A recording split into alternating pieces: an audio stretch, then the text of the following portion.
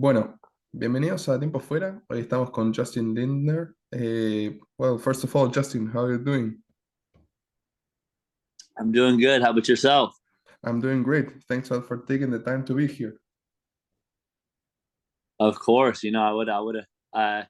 It took a little longer than I expected, but I'm glad we get to talk, and it's going to be a good day, I think. You know, something funny about this interview specifically, What's this that? is it's going to post on my birthday. Oh, really? That's Yeah, awesome. Then it's going to be a special one. This one's yeah, going to have to yeah, be yeah. the best one then. Yeah, according to the current, we do the videos on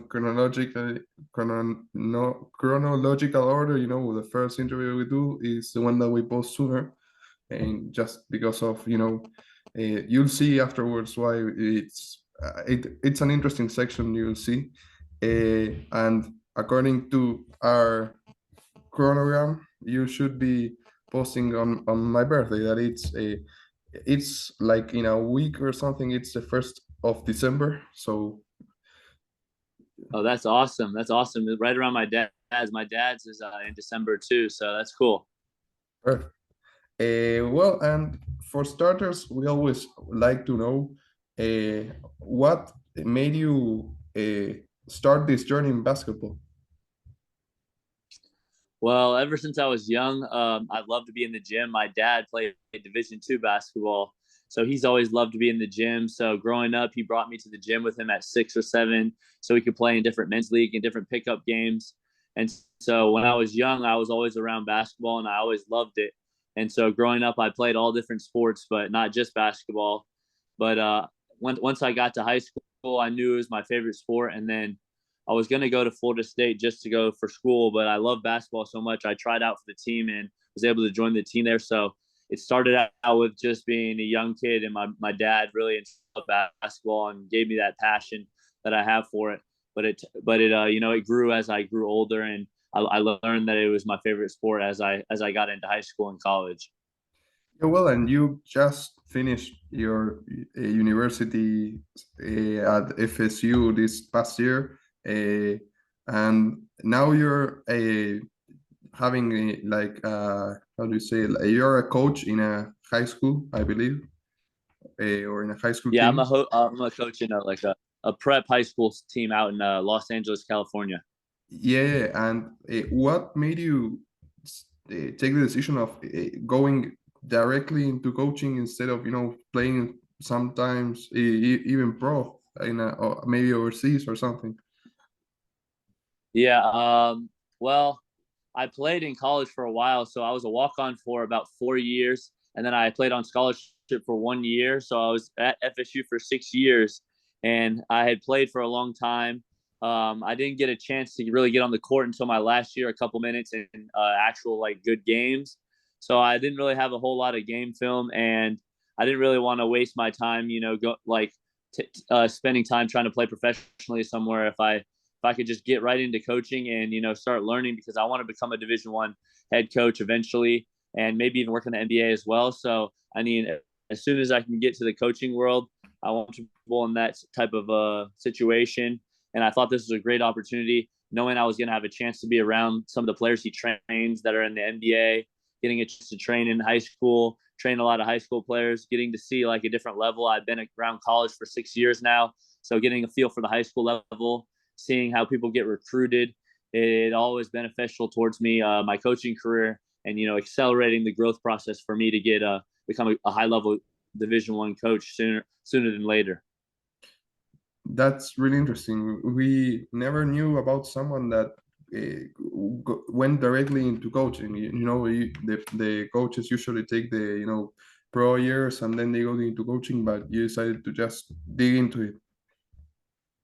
Mm-hmm.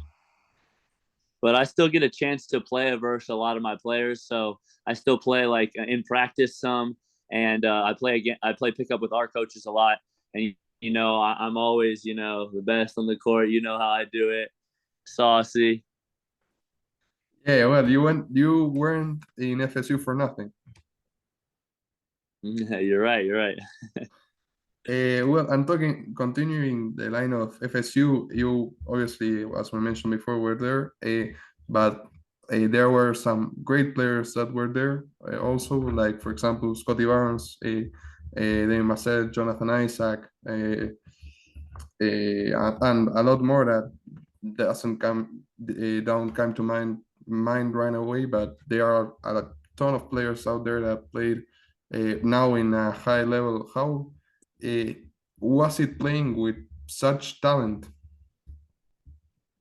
Oh, it's a lot of fun. The great part about being around some of these players is seeing that even though they're such high level players and they know they're going to play for so much money one day, a lot of these players are really, really good people, and they're nice to be around off the court and on the court, and they're more than anything they're just winners.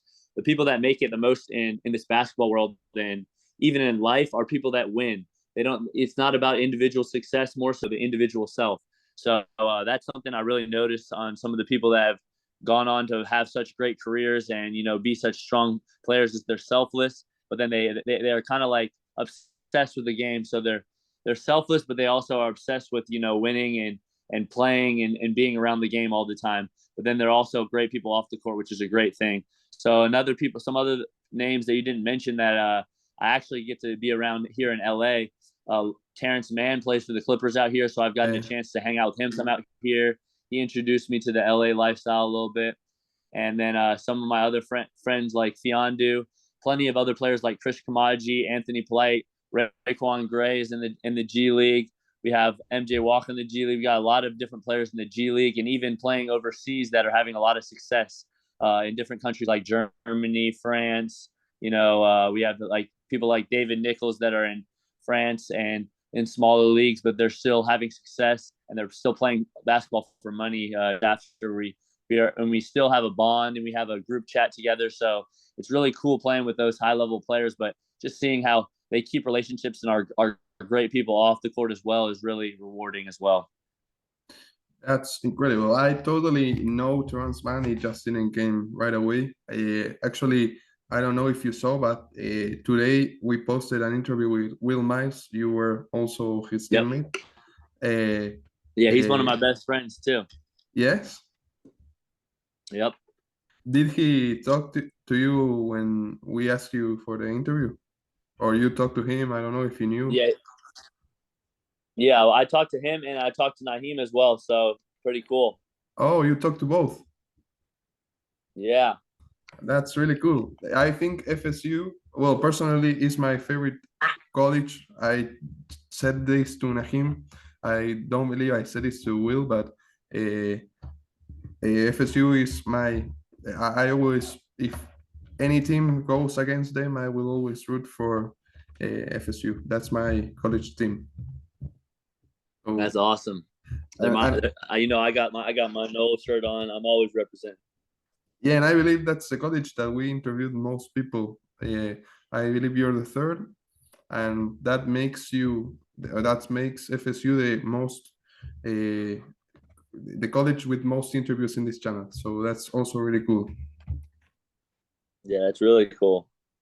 And well, who knows? Maybe sometime we interview all these Scotty Barnes, Terrence Mann, all these people that also went to FSU to even expand it more. So that it's predominantly FSU in this channel. That's how I like it. Yeah, that's awesome.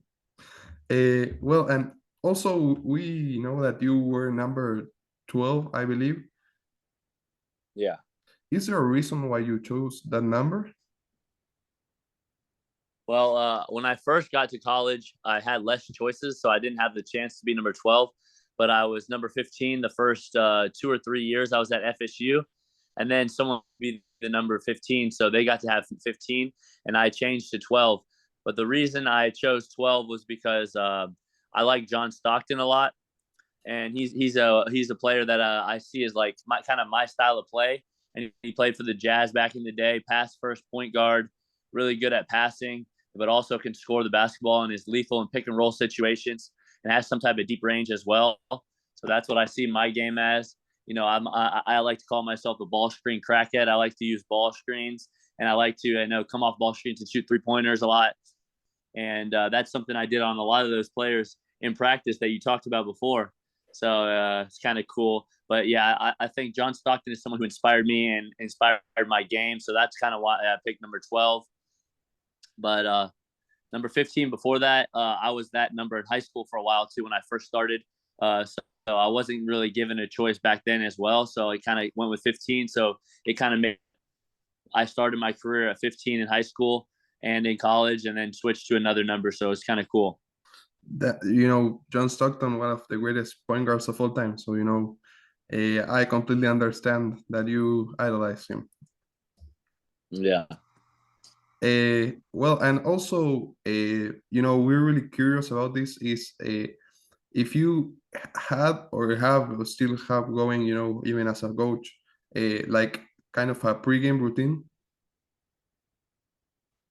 Yeah. I mean, not necessarily any pregame routines. One thing I like to do as a player was I was always the first one on the court, and I like to hype up my team. So especially when we're on the road, but also when we're at home, I always was the first one on the court. So I'll throw the ball, and then I'll scream like, "Yeah, let's go!" And then sometimes when I was on the road, I would put my hand up to my ear to try to like incite the riot, so that the crowd would get into it, and they would start like even booing me or trying to get into it with me. I like to kind of get the energy going.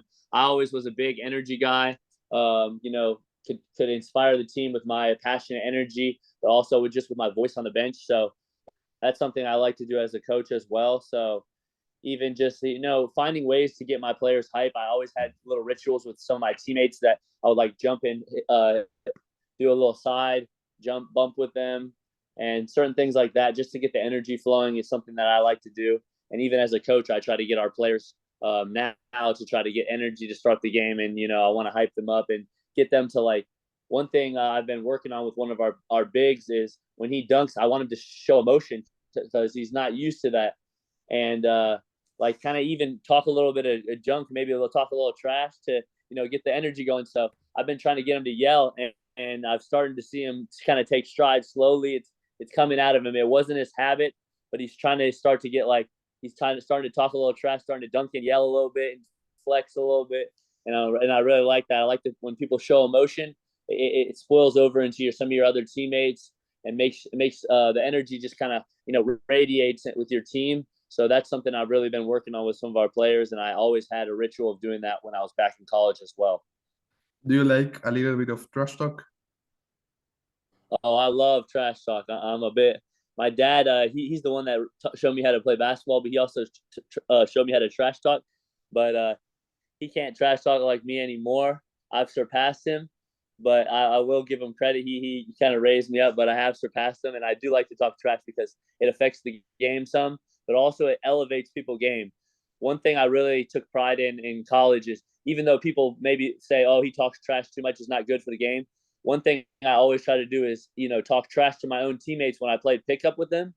I want to like bring the best out of them, and sometimes when you talk trash to them, something inside of them tells them I got to elevate my game, and when I push them to that level, then I see them at that level, then I can hold them accountable to play at that level every night. And that's something that I took pride in, talking a little trash and getting people to elevate their game. I really like that, and that's why I do it to my own players still to this day, because I want them to play the best they can play, and sometimes it elevates their game and makes them be in tough situations where they're not comfortable, and it brings the best out of them. Absolutely. And you were talking about John Stockton earlier, as how you idolize him a lot. But if you were to pick 5 players of all time, who would that be? To your top My five top players? 5 players. Yeah. Hmm. This is going to be a hard one. It's a very controversial topic, but I always got my GOAT number one, LeBron James. Then I got Michael Jordan. Those are all obvious, definitive at the top. I'll have to throw in some, Kareem. I'll throw in Kareem. I like the dominance that Shaq shows, so I really like Shaq a lot. And I'll say Kobe is on that list too, just because of his competitive spirit. I really like the competitive spirit and no excuses that he had. That's the kind of passion that I want to have radiate to my players as well. Did you watch the Redeem Team documentary that went out a couple of Yeah, I've watched that. weeks or months ago? Yeah, yeah. that Yeah, I watched that. that showcases Kobe's competitiveness. So Yeah, to everyone watching that doesn't want to put Kobe in their top five, go watch that documentary and we'll talk later. for real. Well, personally, me, I'm more. We'll also talk about this with Will. For me, it's Michael Jordan. I have to put him number one. I Yeah, It was even more controversial with me because I had a Kareem Abdul-Jabbar at first, yeah, before the Michael Jordan documentary, The Last Dance, and then I yeah. watched that and I understood everything that about Michael Jordan and his greatness. So I put him number one. I feel you. Yeah, yeah. I guess it's kind of just different eras too. I'm from a different era, so I like LeBron because I kind of grew up liking him, and he's from Ohio where I was born. And the reason I really like him too is because of his unselfish nature. Like he's just such a great passer. He's such an all around player that I really like him. That's how I want to play as a point guard, and that's what I think a true point guard is like. So that's why I really idolize LeBron James, and I really like his game. Yeah, and you could go watch him every week or so. You're in Los Angeles. You Yeah, you, for real. you have that privilege. But he's getting to the older parts of his career, so he's not as electric as he once was, but he's still electric. Yeah, this season he's not playing as good as last season, but he's still playing very good. Yeah, Bad for LeBron is great for every other player. So, uh, for real. well, and moving on to the second section, this is one in which the previous player we interviewed left a question for you. That's why I was saying, we keep it in chronological order because we like to have the questions, right. In this case, it's Santiago Ochoa, a Mexican national team player, and he's in the NBA Academy. Left a question for you. And if you, after we ask you this question, you can leave a question for our next guest, that would be great. And the question that Santiago leaves for you is what motivates you to get up in the morning, basically? Okay, that's a good one. My motivation to get up in the morning is, I like to get up early. One motivation is my girl. She always is up and early in the morning running. So, and I'm in Pacific time, so I'm already 3 hours behind her. So if I'm sleeping in, I'm missing out most of the time that she's already awake. So that kind of motivates me. Another thing that motivates me is my future career in basketball. Um, I really, want to one day, and when I sleep in, I feel like I'm wasting time, and I want to help our players at this level get better if they can. So if I can get up as early as possible and get in work before anyone else is awake, that excites me, and that especially if my players also want to get better. So some of the players on our team that really want to get up in the morning, want to get better every day, excite me, and they motivate me to wake up in the morning. But also, yeah, my girlfriend, she motivates me because she's always up early running, and as well as my teammates, and then my future career, it kind of motivates me because I want to get to a certain level, and I know what it takes to get there is not what everyone wants to do on a daily basis. That's absolutely incredible. It amazes me because we have a 5 hour difference. So right there is about to be 11, but here's like about to be 4 p.m. And you wrote me last night. It was very late here in Chile, so that's why I didn't answer. But you asked me if we could do it earlier over there because it was going to be in the afternoon in Los Angeles. And I Yeah. wrote you as soon as I woke up, and you were already awake, and we have a 5 hour difference. So that amazed me. Yeah. I had to wake up to go pick up some people that live somewhere else so we could bring them back to work out and then go to school. So I had to wake up around 5:45, 6 o'clock so I can make sure I get them on time and bring them back. That's really early for me. I wouldn't even try to wake up that time. Yeah, well, I usually have some downtime after that when the kids are at school, so I take some time to do some relaxing, and thinking, and sometimes even take a nap or two if I'm a little tired too. So it's all good. Great. And do you have like a question you want to leave for our next guest? We can give you time if you want. Yeah. I would say, um, who is one coach in your life that has really inspired you to be whoever you are today? That's a great question. We never got that. And, coming from a coach's perspective, that's really good. Yeah, for real. Perfect. And the last section, this is one of our personal favorites. It's called Flash Questions. It has nothing to do with basketball, but it's fast and, it's a bit entertaining. So whenever you're ready. Yeah, I'm ready. Favorite movie? Oh, that's hard. Shoot. I'll say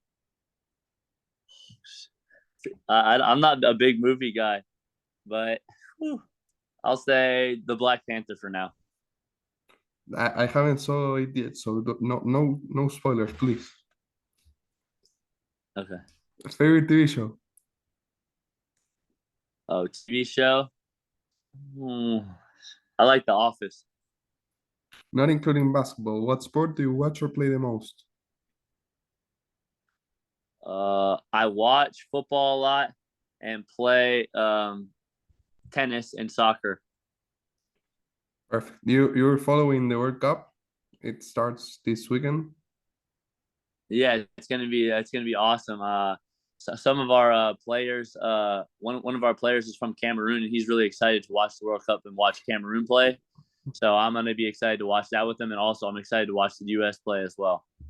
Yeah, I'm from Uruguay, so we're going against Cristiano Ronaldo and Portugal and Ghana and South Korea. So That's gonna be good. That's gonna be a good one. that's going to be a good. I believe we're going to win the World Cup, but I am a bit biased. So I uh, feel you. Yeah, everyone's biased for their team yeah, absolutely. Everyone wants their team to win in any sport, basically. So for sure. well, currently you're a coach, but when you were at FSU, what was the teammate you spend the most time with? It just depended on the year. Each year by year, I spent my time with different teammates, but I would say I spent a lot of time with my other walk-on teammates, which is like Will Miles, Harrison Prieto, Max Thorpe, Cleveland Yates. I spent a lot of time with them because they had their own little. We had our own little place that wasn't with the team, so we spent a lot of time with them together. And then also I with the scholar spent a lot of time with Chris Kumaji, who's a big 7'4" player that played for us back in the day, and he plays in Germany now. Uh, I spent a lot of time with him, Terrence Mann, Raekwon Gray, and then Malik Osborne. Probably those are my teammates I spent the most time with. Besides last year, Cameron Fletcher. Probably I spent a lot of time with him as well. Perfect. Favorite food? Oh, favorite food? I'd probably have to say steak. Favorite video game? Video game. I'll have to go with either I like 2K or FIFA. FIFA probably. Hot or cold?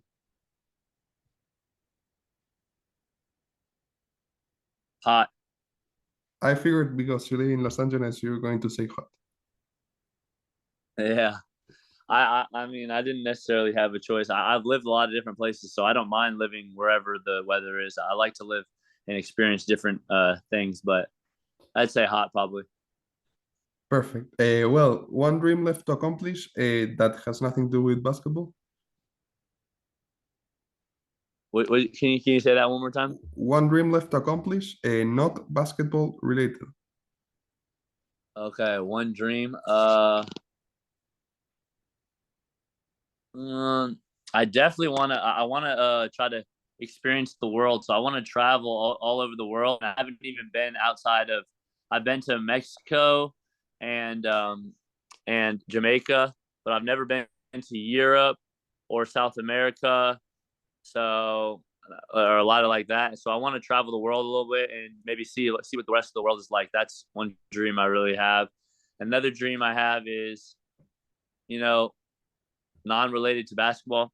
I just want to, be able to live happily, like have a family and see my family grow. Oh, I want to have a son as well too, because I gotta live on the tradition. A favorite artist or musician? Uh, I like the rapper who's called Gunna. He's my Yeah, favorite rapper. So yeah. perfect. And finally, favorite basketball shoes? Uh, I like KD and Kyrie's a lot. Perfect. Any specific number? Um, hmm. I got these one KDs I can show you. I kind of like these. I like these. They're N7. I like these, and then I also like these team shoe ones that came out. But these aren't the best color wave. But I like these a lot. I like the different color waves of these ones. Great. Uh, well, Justin, that's basically it. We really appreciate you taking the time to be here, and we'll keep in touch to give you the status of the interview and everything. Awesome. It's been great talking and meeting with you. Sorry it took a little longer than you expected, but No I'm glad problem, we no could problem. meet. Perfect. Well, Justin, see you, I guess. All right. See you later. Good to talk. Perfect. See you.